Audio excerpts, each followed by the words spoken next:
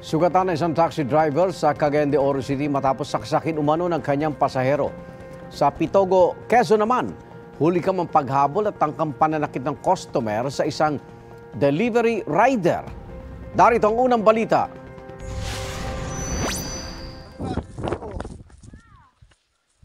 Burahin mo yan. Kuha yan sa barangay Anunangin, Pitogo, Quezon. Hinabol ng customer at tinangka niyang saktan ang isang delivery rider. Kwento ng rider, gusto ng customer na pabuksan ang parcel. Tumanggi raw ang rider at ipinaliwanag na labag ito sa kanilang pulisiya dahil hindi pa bayad ang parcel. Nagalit daw ang customer at saka siya hinabol. Nakablotter na sa barangay ang insidente. Sa Cagayan de Oro City, sugatan ng isang taxi driver matapos umanong saksakin ang kanyang pasahero nitong linggo. Gikan sa sentrong bahin sa Cagayan de Oro, nagpahatod diya sa Barangay Bugo, and then kalit lamang siyang gidunggab. Dinala sa ospital ang taxi driver na nagtamo ng sugat sa leeg. Tinutugis pa ang nakatakas na salarin. Isa sa mga tinitignang motibo ng pulisya ay pang-hold up. Ang maong suspect,